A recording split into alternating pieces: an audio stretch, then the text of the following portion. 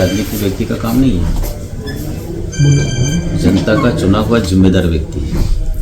मेरे पे आरोप लगाए हैं, मैंने विधानसभा में उनको चुनौती दी है। असली बाप की औलाद है तो 1 रुपये का भी आरोप मेरे पे साबित कर बता दे। मेरे पास में जब माहबाड़ियों का काम मैंने शुरू किया था, मैंने एक बात कही थी, लेने वाला और देने वाला दोनों ही जिम्मेदार मानूंगा। अगर मुझे पता लग गया तो आपने पैसा दिया तो आप अगले आदमी को पैसा देकर प्रलोभित करके आप नौकरी लगना चाहते तो ये नहीं होगा। तो मैंने कहा लेने वाला देने वाला दोनों दोषी होंगे। ये बात मैंने शुरू से कही थी और मेरे पास शिकायत आई, एक खेवड़ा कही थी, उस समन्वय को मैंने हटा दिया। एक कोडा साहब है, मैंने उसको हटा दिया। जैसे मेरे पास जानकारी मैंने तुरंत कार्रवाई की। अब ये किस आधार पर आरोप लग रहा है, और उसके बाद में मैंने इंक्वायरी की है। मेरे अधिकारियों से पूछा, माहबाड़ी के कुछ इनके पदाधिकारी बने हुए, इनकी एक यूनिट बनी है, उनसे मैंने पूछा भैया आप बताइए, इस प्रकार का आरोप एक विधानसभा में मुझ पर लगा है, विभाग पर लगा है, आपने किसी को पैसे दिए हैं कि आप पता करिए। उन्होंने एक बात मुझे साफ कही, पैसा पहली बार पारदर्शिता से और ईमानदारी से कमर न किसी भी हमारे जो शिक्षा है उसने 1 रुपया भी नहीं दिया, ये हमारे पास पूरी जानकारी है। मेरे विभाग अधिकारियों ने यही शब्द कहे कि पहली बार ऐसा हुआ है। पहले तो साफ सुथरा था, पैसे लेते थे, लेकिन इस बार नहीं हुआ।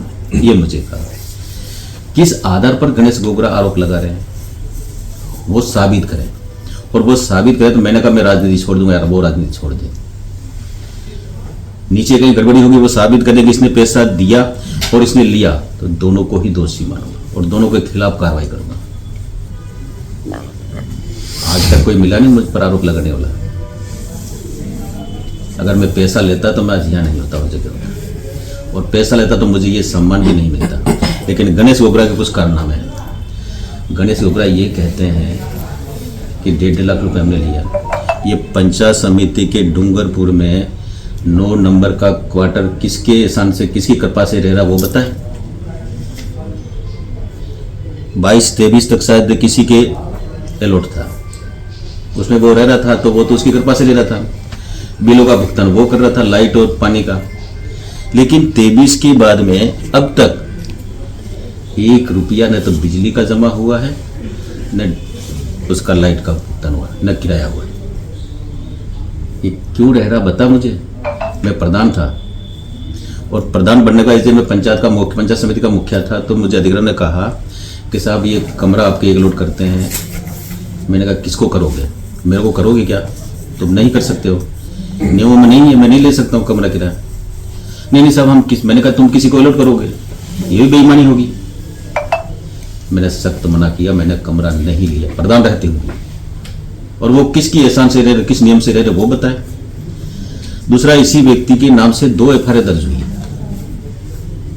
जमीन घोटाले की, वो भी मैं लाया हूं। जमीन घोटालों की वो आपको मैं देता हूं, आप उसी जांच करिएगा।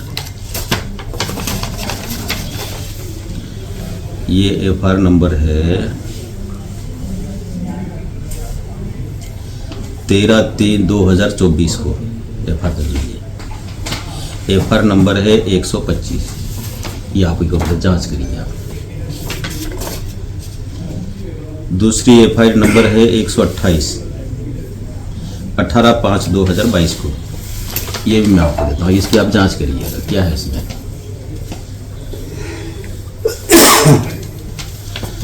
और इन्होंने